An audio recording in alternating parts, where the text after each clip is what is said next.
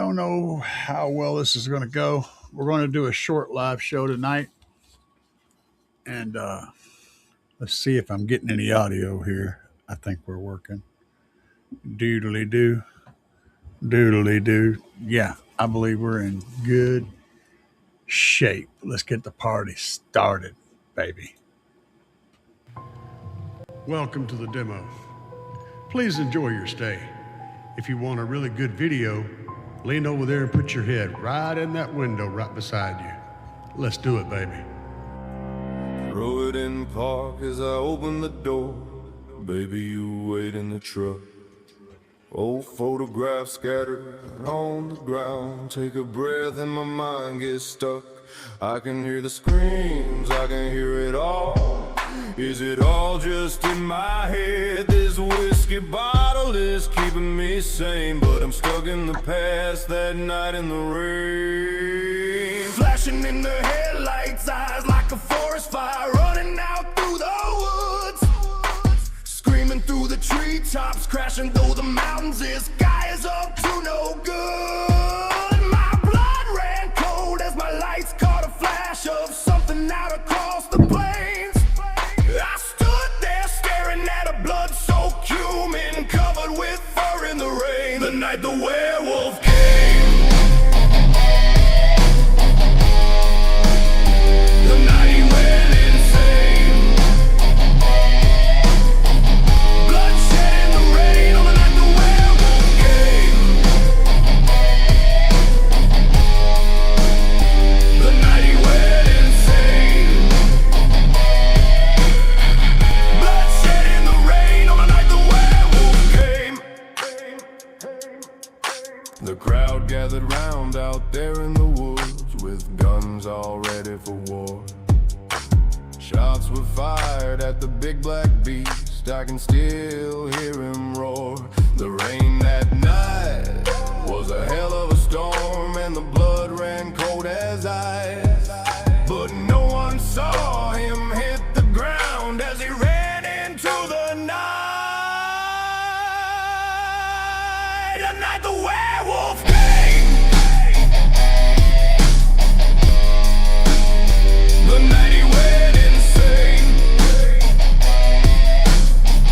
Bloodshed in the rain on the night the werewolf came. If you're out in What's the it, woods Joseph? and you hear the scream, you better get ready to run.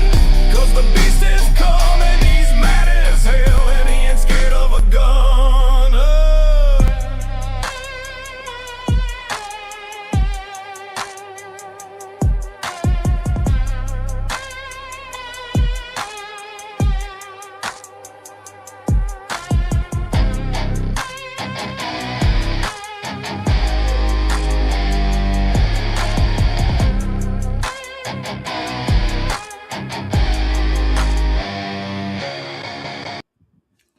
Yeah.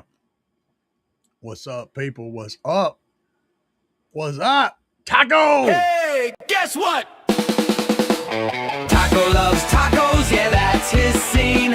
Crunching all day like a taco machine. Yeah. Hard shell, soft shell, spicy, supreme. Always eating tacos, favorite cuisine. Taco! I do love my taco. Yeah, that's my cat. He's an idiot. So, guys, today I'm going to have a video coming up after the show. It'll be going online about today, so guys will get to see it. But what you don't want to do is leave the video early. You want to watch the whole thing. I'll give you that tip.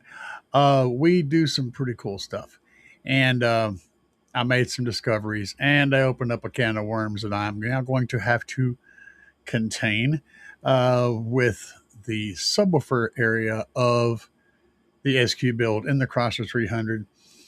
And there's a whole lot to do with that. So the first thing I did was I started out with a very inexpensive Hayanka Dual 12 box that I got sent to review like last year, and there's a whole bunch of companies that have bought into this guy. All right, so I figured out that like many different companies, many different car audio companies were buying from the same manufacturer. And all they did was change the name on the equipment. It was the same equipment, the same subwoofers, the same amplifier. And it's a package deal. They were selling these, right? They were inexpensive. They were like, I don't know, $300 or something like that for two 12s in a box and an amplifier with a wiring kit. Sounds like a good deal, right? Except literally everything about it was complete junk. Everything about it was complete junk except the box. The box wasn't complete junk, but it was at least, it was bad, but it wasn't complete junk. It looked the part. Okay. Anyway, I started out by putting this thing in my trunk, this enclosure with these two very inexpensive Hayanka subs. And when I say inexpensive Hayanka, I mean cheap for Hayanka. Hayanka is a budget company and they build some pretty good stuff. I mean, I've got a sub over there that I have tormented the hell out of. It sounds amazing. It does all the things. This was not that. This was, if you remember back in the day when we had when they had the Coliseum would sell out and they would have all these crap distributors in there selling speakers for like $10 and woofers and amplifiers for $20 and all that. It's worse than that. These things are worse than that. Like they make that look like quality shit. So anyway, I put them in there and they did not like the 500-watt amplifier at all. Not even a little bit. Even at low volume, they sounded like hot garbage. And I say, look, guys, you'll see the video. Okay, when I say it sounded like hot garbage, man, I have low standards. I have low standards and low expectations going into this. I was expecting them to sound like shit. Okay, they didn't sound like shit. They sounded like shit that was broke and never even should have left the factory. They sounded like shit that was designed badly and cheaply and was broke before it left the factory. That's how bad they were. Anyway, we did manage to step up our game significantly by the end of the video. And you're going to see just how significantly. Now, on top of that, I discovered that I have a lot of body panels that refuse to stay in position when the things are happening in the trunk. So we're going to go into the phase that we're getting ready to start in the Chrysler 300 SQ build is a whole lot of physical stuff. Like we're going to reinforce the back dash. We're going to be reinforcing the trunk lid. We're going to be applying a liberal amount of deadening material in multiple places. There's going to be some creative solutions. You know, I'm always about creative solutions. I don't believe in just piling on sound deadener because that's not really how you get shit done. Using it in the correct way in the correct locations is good, yes, but just stacking it on, that's a good way to add all the weight and not really accomplish much of anything. So we're going to be doing some creative solutions to solve trunk flex, which is something you guys might be interested in finding out about. And not just throwing deadener at it, but actually literally fixing the problem. That's my objective anyway. We'll see how it goes. I believe in engineering your way out of a problem, not just throwing money at it. So that's how I approach problems. I look at how can I engineer this to do what I want it to do with the least amount of cost, the least amount of weight, and get the best result. So that's what I'm always searching for. And that's what we're going to be doing on the Chrysler. I've already got some ideas, but I haven't dug into it far enough to have solid ideas. I just have vague ideas. Let's see what's going on in the chat thingamajigger over here. Joseph's in the house. I was just talking to him earlier. And tell me, you guys are going to love this video. It's going to be very informative. Gordon's in the house. What's up, man? AVAC said, I had a choice to purchase 12 and down audio, 12 and down, ZV7s. I'm guessing you said sundown audio ZV7s, most likely. Anyway, or have Bobby Gately special design 12-inch subwoofers for me, all 18s. I want lows. Okay. ZV7s are some wicked subwoofers. If you've got ZV7 money, I got a buddy that's running the ZV6s. He's run them for like the last 5 years. He's doing like a 160 and he demos all day long on 30,000 watts of power on 6 of those and a 6th order. And he's only blown one in 5 years. So yeah, I mean, if I'm going to pick, I mean, I know Gately builds some sick ass shit. I just don't have any personal experience with it. So, if I'm building a big ass build, you're looking at what, 12 subwoofers, 18s, man. If I'm going to drop the coin for 12 18s and I'm picking between those two guys, I would love to pick Bobby Gately's stuff. I really would. I just don't know how good it really is. I know that the Sundown ZV7s will give you what you're looking for. So if I was picking between those two, I would definitely pick the Sundown subs. Having said that, consider the SmackDown 18s. Take a look at them. Head over to Slaps Audio and take a look at the SmackDown 18s. You might be surprised how competitive they are with the Sundown 18s and how much you're going to get for your money. So just saying. And I'm going to tell you straight up, this is the honest to God truth. If I were to build a 12-18 rig right now, there's no doubt in my mind, no doubt whatsoever, that I would run the Slaps SmackDown 18s or possibly the Oblivion 18s. And I don't care if you gave me other subs. If they were all just free, everything was free, I would still pick them because I know what kind of torture they can take and how well they perform. And especially when you start stacking money, you're looking at a third of the price or less, and that's a big freaking deal right there. I could do a whole lot of cool stuff with that extra money that I saved and still get subs that I know are going to perform. So that's my personal preference. Bobby B is in the house. And 12-18s is a lot of cone area. You're going to be very windy. What's up, Bobby? Millie J said I have to do 3 runs of 0 gauge. How do I have my grounds robust? What are without voiding my warranty on my vehicle? Okay. Any recommendations the way I can keep all 3 of them in the trunk? Where you need your so if you're running a stock alternator,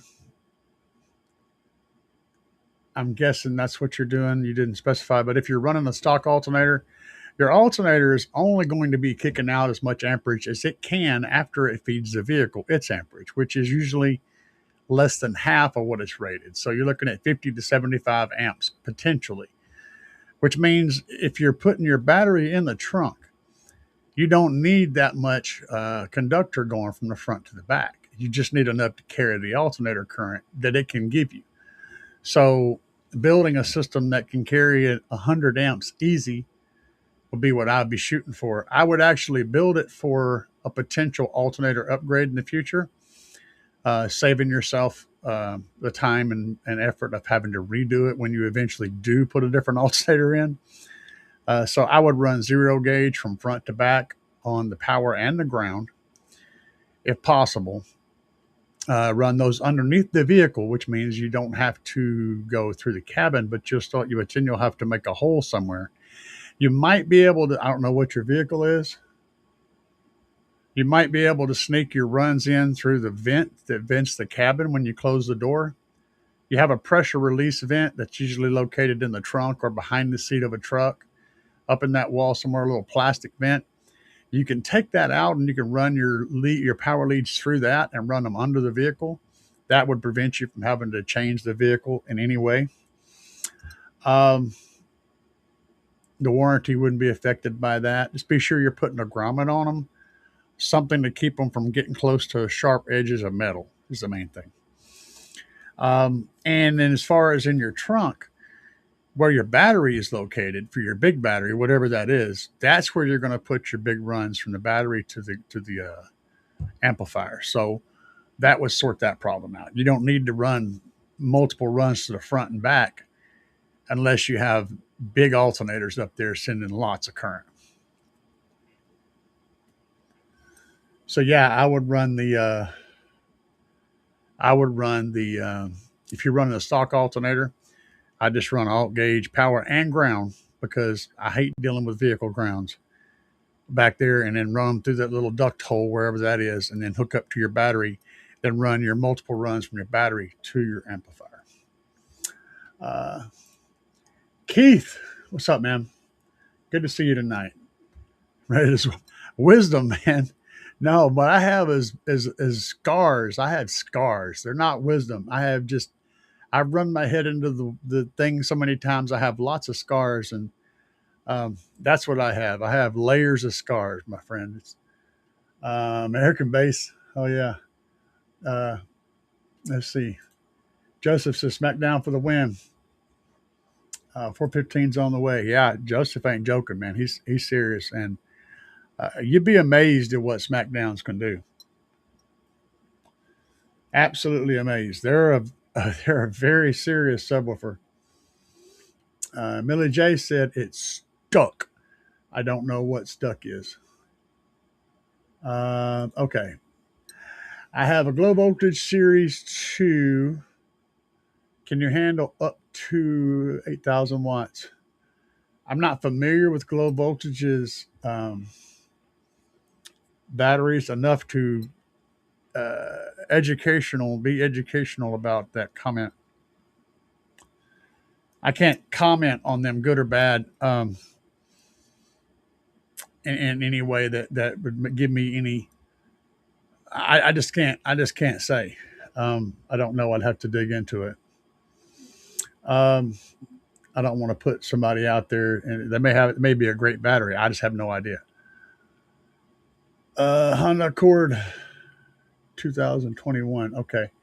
Let me go back and see if no, that was not that. Wait a minute. Was it here? Yeah. I'm just wanting to make sure I'm piecing everything together here. Different person. Okay. Joseph says SmackDown's for the win. 415's on the way. I thought you already said that. Am I losing my freaking mind? I am. I lost my mind. Hey, no big loss. So what's stuck? I want to know what that is. It's stuck. I'm confused.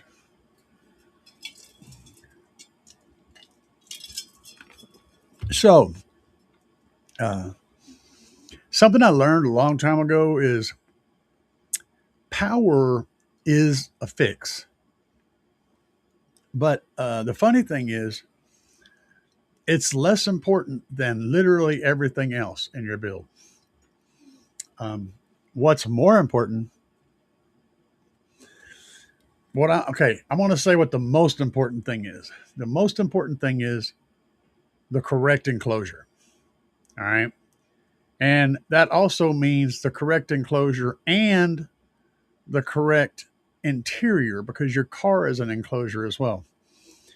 Having the right shape and the right rigidity of your car and the right enclosure, those things are going to make more difference than literally anything else you do.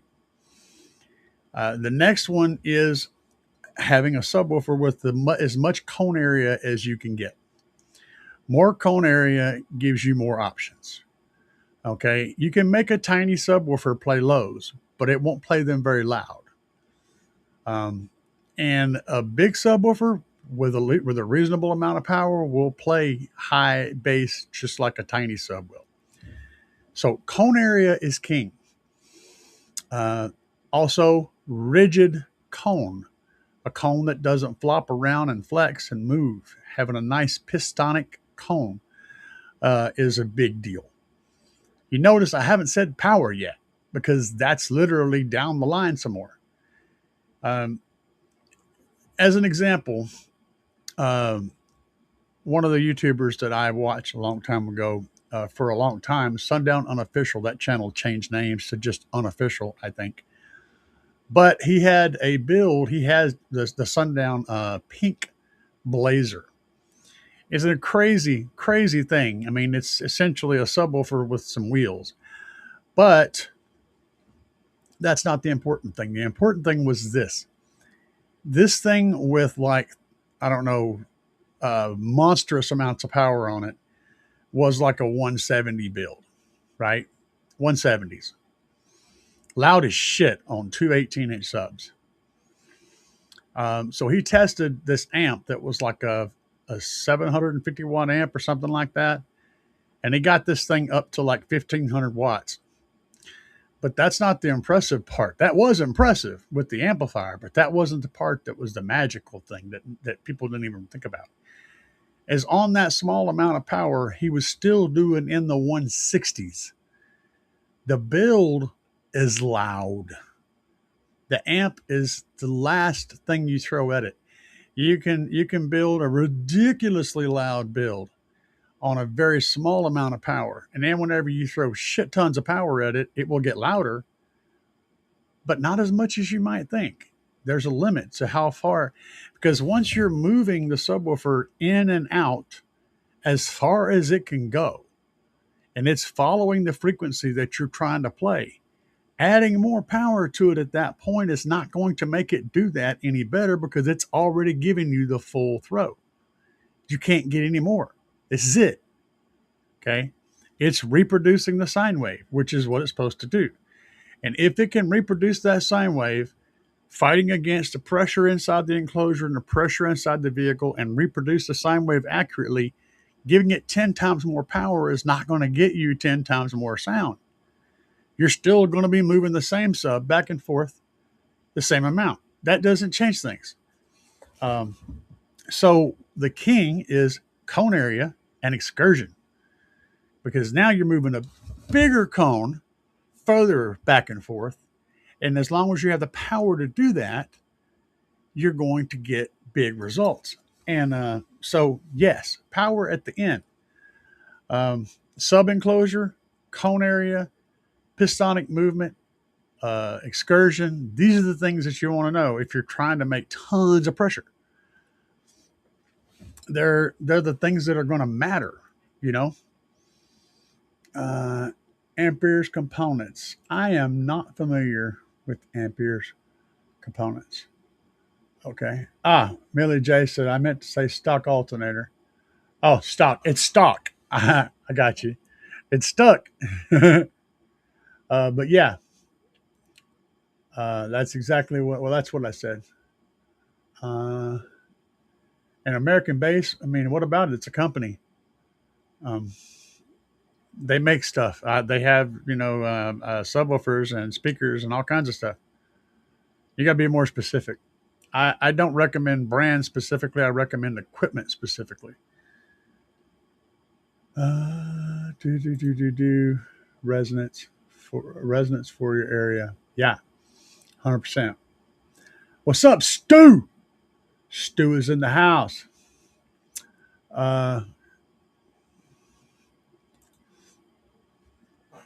Okay, truth be told, but you need to know your area of movement. I'm not sure what you're talking about. Translation. My Windows blue screened in my head. I lost it. Okay, so you're referring to the frequency. Um, are you doing quarter wave stuff? Is that what you're talking about? Quarter waves and whatnot? Uh,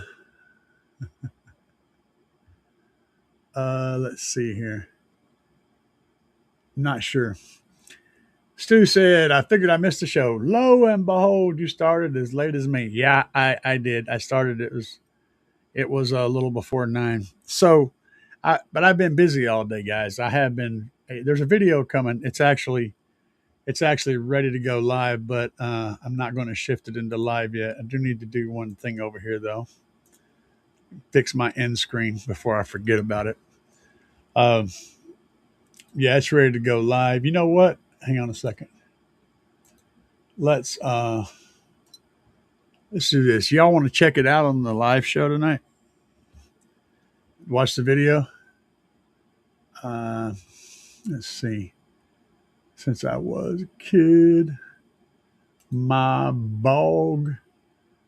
See, I love it. It's speech to text. It just does terrible things to your grammar, but it's always funny. Okay, my nephew is trying to get his Sony sub louder. He has two 12s, dual 4 ohm, like the one you put in a barrel. Oh yeah, over there. Um, what size box should I be trying to get for the two? Oh, so yeah. I usually go with if I don't have any clue what size enclosure for a sub for a specific sub. My numbers are between 3 and 3.5 for 15s, between 3.5 and 4.5 for 18s, and then 12s is usually one 1 to 2 cubic feet per sub, and that 2 is going to be on low power. If you're running fairly low power, 1 is going to be more for the higher power because that's going to make a difference. So on 212s, I would look for something between 2 cubes and say 3.5, probably. Um, and for those, I wouldn't put no more than about 500 watts. And that's stretching it a little bit. I would probably put 500 watts on both of them together. You'll probably get what you're looking for, and you probably won't burn up the voice coils. They actually sound really good. It's right over there on the wall. Still works. I just don't have it in anything right now. Uh, so yeah, that's my suggestion. But the best optimal thing to do is to find specs somewhere online for the enclosure, or to take all of the TS perimeters and put them in a subwoofer enclosure modeler and let it spit out a result. That's the better choice. If you don't have options like that, then my suggestion is going to get you in the ballpark. No area of air to move with. There's not even any vowels in that. How do you pronounce that? You need at least one vowel. Oh man, funny shit. Tax season has started at the shop. Oh, Stu is busy. I've been reminded why I don't like people. Yeah, yeah. You know, we all got to do what we got to do. Uh, my friends are down at Carmel Car Audio. In the car audio world, you have seasons, and every season brings a different avalanche of shit to do. Summer, this is the biggest one because you get all the tax returns, and plus you got people getting ready for big summer stuff where they're going to go out and do stuff. All the big, huge builds are hitting right now. This is a really good time, and as you move toward the winter, in the fall, you get into the remote starts and all that shit, heated seats and stuff like that. And by the way, Stu, if you're not doing remote starts and heated seats, you're missing out on a whole lot of income. Just prepare for the learning curve. It's fun. Remote starts are big money. As long as you can move that much volume, you can make a lot of money at it. Uh, but yeah, I get it. Mad says, thanks. Go, go, Gore, Gore, Gorv, Gorv replying. Okay. Let me see. Where is Gorv? I don't even know. Words are hard. Words are hard. Uh, let's check this out. Hang on a second. All right, guys. Yeah, we're going to do this. I'm going to try. Um, if you can't hear anything when I start this, oh wait a minute. Let's see what we got here. Hang on. Millie J said, "What's your thoughts on Trunk Thunder Lithium on stock alternator, 5,000 watt amplifier, 1 gauge, the ran more to the secondary battery coming from front to back, second battery with multiple runs." Okay, let's start over. And what's your thoughts on Trunk Thunder Lithium on stock alternator, 5,000 watts? I got that part. Amplifier is the alt gauge. The ran more to the secondary battery. I think you're saying alt gauge to from the front to the back, and then more runs from the battery to the amplifier. That's basically what I was saying earlier. Um, let's see here. That's solid. The 5,000 watt system, depending on which lithium battery you're talking about, any one of them will work. But the 10K is what I would usually suggest if you can swing it. If it's on stock, it's supposed to be in stock. He has the 5Ks up. They are up, and you can get those. The 10K, I asked him about the 10Ks. He said he was waiting on sales. So the 10K is currently still out of stock, but the 5K is in stock. So you can pick up the 5K version 2. Those are for sale. One of those would absolutely carry your 5,000 watts, and that idea sounds solid. So that's my suggestion. Stu said, I used to run a lot of remote starts back in the day. Most of the newer cars here have it factory now. Cuts the sales down. Well, I can tell you a secret, Stu. You should already know this, and it's a selling point for a aftermarket remote start. If you have any engine codes that are active, the factory remote start won't work. Yeah, and that includes some stupid codes as well. So throwing that out there, you might include that in your brochure. Uh, VR30 Boost Life. Yeah. How's it going? Finally catch a live. Good loud 6.5-inch door speakers. Sir. I can give you several options that I feel like are solid. Okay. First of all, I will give you the Recoil 6.5s. They are like $40 a pair or $60 a pair. I don't remember now. They changed a little bit. I have no affiliation with Recoil, nor no discount code for you to get Recoil, but those little speakers are impressive. Let me pull them up for you.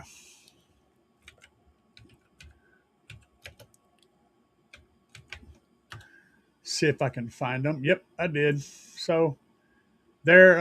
Let's pull up the ones on. Well, no, that's not them. Hold on. Well, I found them on eBay. We'll just pull up the ones on eBay for now because that's good enough for what we're doing. Yeah, that way you can see what I'm talking about. Give me just a second, just one little second right here. Let me just poke this here thing with a stick. Poke it with a stick. Poke it with the stick. Okay, there we go. So these you can find them multiple places. They do not look like much. This thing in the middle doesn't move. It moves with the cone. It isn't it's like a dust cap that looks like a phase plug, but it's not. Do not be fooled though. These things are remarkably loud, remarkably clean, and handle a shit ton of power and abuse. For $40 a pair, you cannot go wrong with these. Okay, solid choice. And if we are looking at another option, where's it going here? What did I do? There it is. Let's go over to Slaps. I want to show you what Slaps has to offer in the same bracket.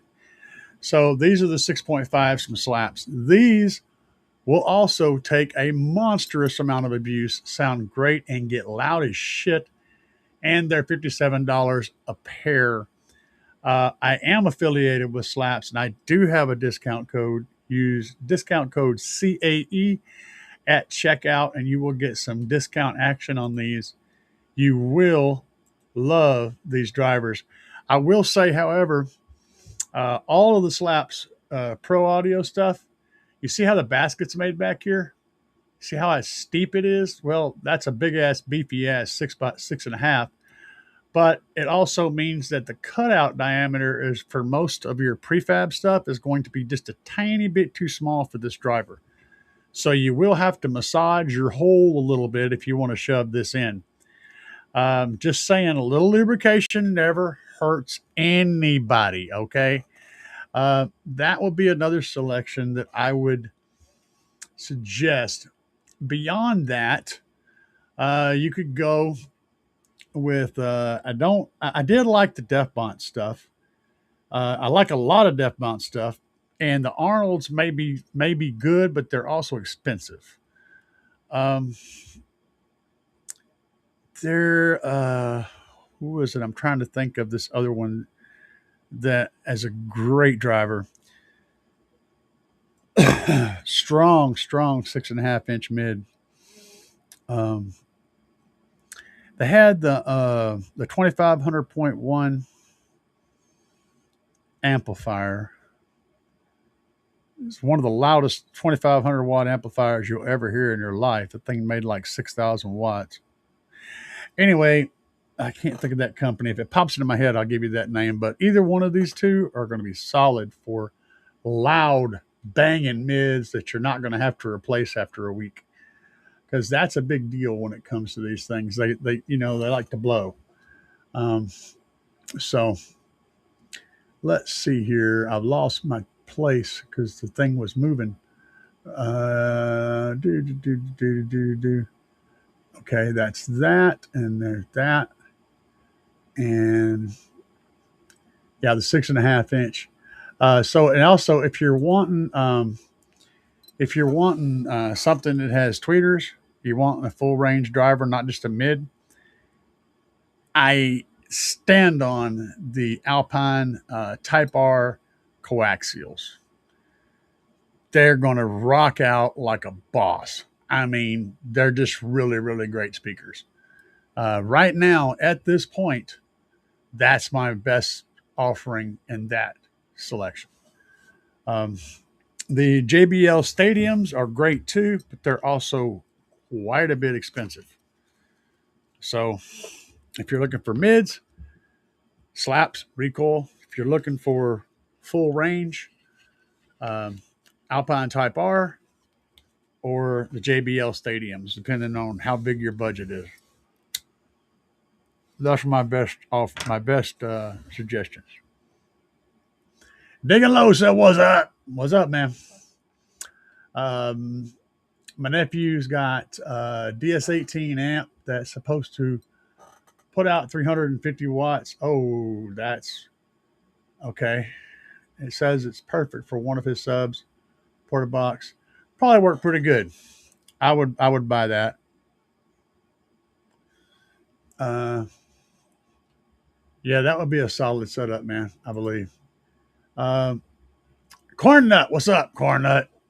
Said I only do remote starts if there's a Fortin harness for the vehicle.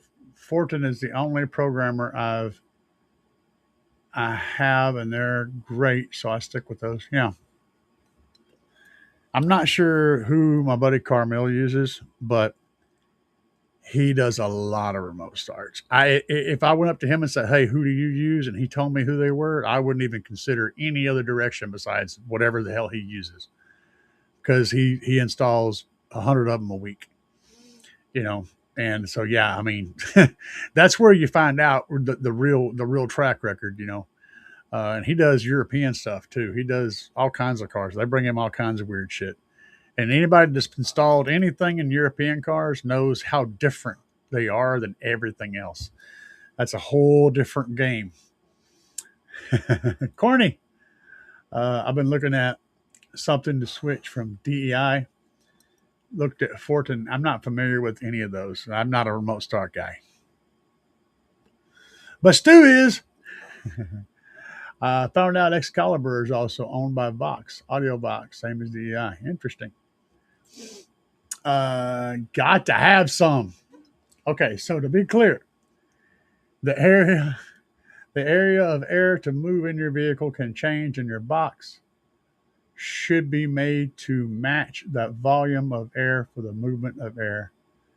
That is the cleanest answer how to max out any. Okay. Yes, that's kind of quarter wave theory. I think what you're talking about.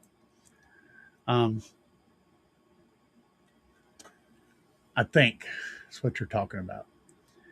Essentially, well, yeah, quarter wave theory, but but not exactly. I get what you're saying. I like when I'm loud, I want to move lots of air and make hair fly around. So my brain is always thinking about volumes of air. And more air is good.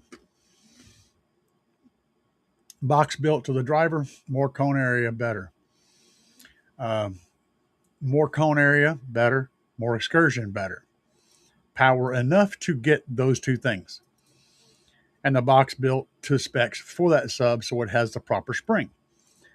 That's the nuts and bolts of it.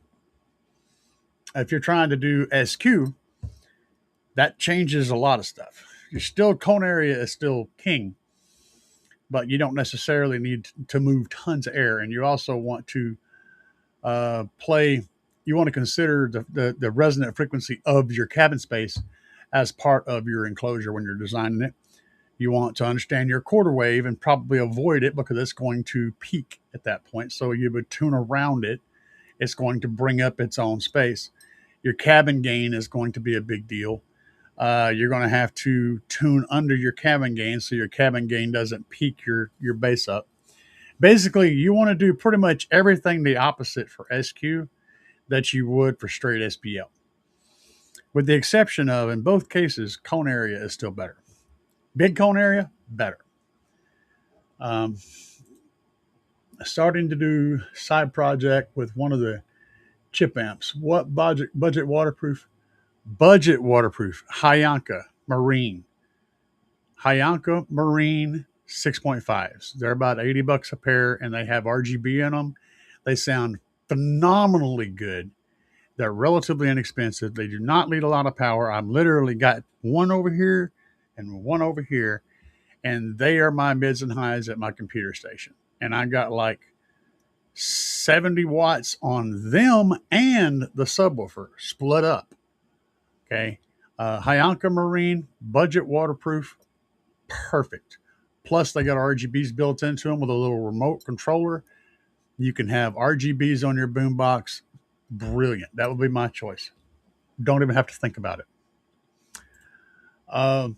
DS18 has some good ones. 6.5. Yeah, they do. I just haven't had luck with DS18s mid. I haven't had luck with a lot of stuff from DS18.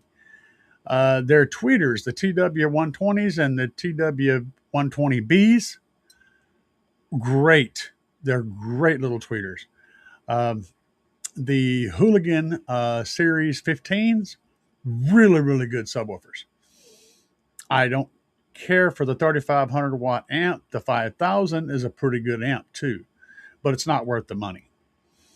There's a whole lot of stuff that DS18 has that's either really good, but kind of expensive for what it is, or it's inexpensive, but it's complete shit.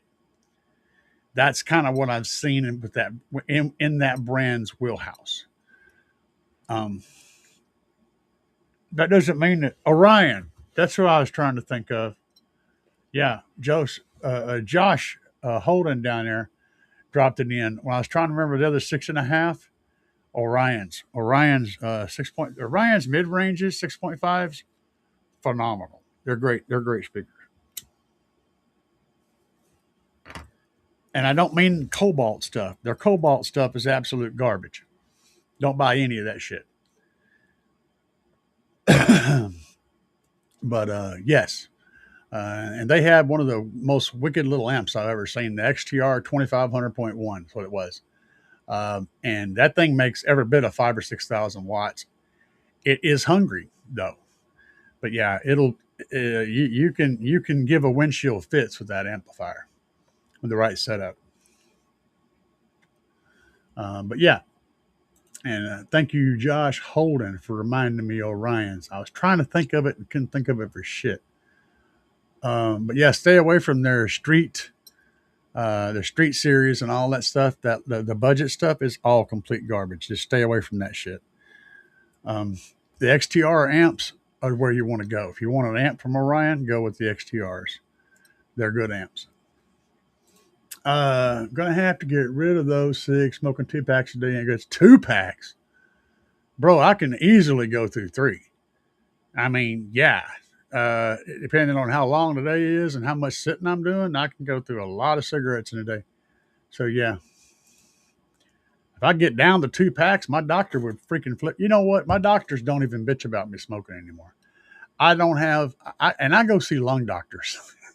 I'm dealing with lung cancer doctors, and I haven't heard one single word, like not even, do you smoke? He haven't asked me if I do smoke or how much I smoke or telling me. He don't even question it. It's not even a thing that comes out of his mouth. None of my doctors say anything to me about smoking. It's like, hey, it's like telling a dead guy he needs to get a haircut. You know what I'm saying? It's kind of a little bit late, a little bit too long. So I don't know. They just don't say shit to me anymore. Maybe they got tired of me bitching about it. But honestly, I haven't even had my lung cancer doctor even say a word to me. He haven't even asked me if I smoke. And that's crazy because usually that's the first thing you would think he would ask, right? But he didn't even ask. Thinking about this, a Downper Sound or American bass. Currently, no waterproof slaps. I would not recommend slaps in the water department at all. Since not only do we not have any waterproof gear, but the gear is all compressed paper. So all the drivers are pressed paper, which means they're the least water resistant, the most musical, but the least water resistant. So no, I'm telling you though, you may not believe what I'm saying when I say the Hayanka Marine 6.5s are wicked ass little speakers. Trust me, get a pair and try them. You'll have your mind blown. Put 20 to 50 watts on them, and they will absolutely rock your freaking face. They are some great sounding drivers. I literally use them for my reference when I'm making music in here. That's how good they are. I use them as my reference drivers. They sound that good. I can't give you guys a demo because copyrights and all that stuff. And besides, it would get jacked up over the mic anyway. But yeah, they sound phenomenal. Question. MJ Israel. I have an Alpine component set, a 6-inch and a 1-inch tweeter. When volume is halfway on the head unit alone, I'm starting to get some popping at the tweeter. Good possibility if the tweeter is on its own, if it's separate, like a component, then you definitely need to put a cap on that tweeter to keep it from getting low frequency range. That would and be very fortunate that you haven't already blown the thing. If it is a coaxial where it's mounted to the speaker and it has its own capacitor, you should be able to see that capacitor on the driver somewhere. I don't know if you know what electronic components look like, but it'll look a little bit like a cylindrical colored thing with a metal wire sticking out of both ends of it. If you got something like that on there, then you're good. I'm not sure what else the problem could be. But if you don't have something like that somewhere on that coaxial, then there's a good chance it's supposed to be biamped and you're sending full range to it. Either way it goes, it sounds like the tweeter is getting frequency range that it should not be reproducing. You shouldn't expect any tweeter to produce anything lower than about 3,000 hertz. Some will, but I cross mine over at 5K. I don't like putting lows on tweeters, but to each their own. Yeah, that's the best advice I could give you. The other thing, well, one other thing is popping sound at the tweeter. There's a very good chance that you're not hearing the tweeter. You're actually hearing the driver. So you may have a short circuit. You may have two wires that are touching somewhere. That'll create a pop. And also if the speaker leads are contacting each other, like, do I have anything? Do I not have a speaker sitting here? Here we go. This one won't work because it has Sony leads. This is one of the Slaps Audio 6.5s. And up in here, you see the leads that are running that are being sewn in here. On a lot of drivers, those just run straight over to the cone. And if those two leads are touching each other at some point when you're playing, that would create a pop too. But yeah, Slap solved that problem by having sewn in leads on their mids. You see, they're not going to touch each other no kind of way. And yeah, if you're looking for a good 6.5 mid, yeah, kind of can't go wrong with the big old booty on Judy because she ain't playing and she's dusty as hell. I need to blow the dust off this bad boy. But yeah, this is a 6.5. And like I said, they don't, those factory holes, it's sometimes a little bit snug for Judy's booty, but you may have to massage it, put a little lube on there, grease it up. Let's see here. Stu said with SPL builds, you're usually dealing with near field, so those cancellations don't really come into play. Yeah, that's what I was getting at. I mean, usually you're just wanting things to blow around and, hair tricks and people's eyes to go. That's what you're trying to do and make high numbers. Okay. Stu's on top of that. Everybody's introducing themselves. Cornnut and Bobby and Stu, everybody's having a conversation over here, just talking about things. Talking about it. Looking at it. Let's see here. Oh, I shouldn't do that. That would be bad. Last time I tried to play a song, everything went to shit. Could not get nothing to work. My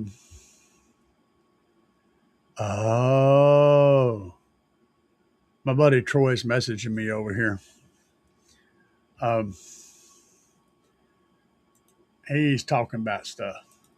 So, yes, I do have a video coming up right after this show. You guys are going to see that. Y'all definitely want to check it out. Do I have any more questions from anybody tonight? This isn't a long show because I got other things I got to get done tonight, and I got a busy day tomorrow. And you guys definitely want me to be rested up because I'm going to do some cool ass stuff tomorrow. And what's coming on the video is pretty cool. It's a lot of knowledge. It's not like spectacle cool. It's knowledge cool. Just cool. I think it's going to be a cool video. I haven't even watched it. I edited it, but I haven't watched it yet, so I'm looking forward to seeing it myself. No more questions from you guys. It is about that time. So I appreciate everybody for stopping by. Bobby B, Stu, Cornut, all of you guys, and all the questions. And if you have any questions I didn't get to in the show, if you drop them in the comment below this live video, I'll answer them as I see them, and I will answer within a day or two of the comment drop. So drop your comments below the video and slap that like button, hit that subscribe button. We way over 80,000 subscribers. We're trying to hit 100,000 this year. So I appreciate you guys very much. Y'all are awesome. And Millie J, I'm gonna do this. I'm gonna answer this question. Do I know a good price-friendly 5-channel amplifier I can put in my wife's car? Yes. It's not on the website yet because Alan is slow at this, but let me check and make sure it hadn't snuck in here. Hang on. We're hang tight. Let me make sure before I wait a minute. There it is. It is up. Yeah, baby.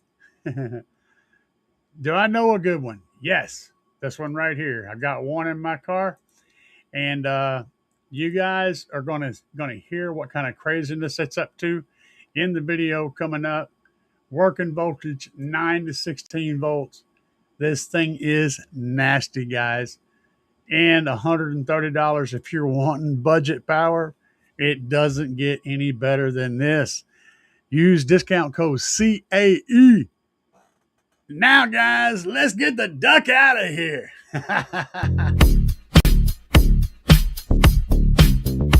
Yeah. Yeah.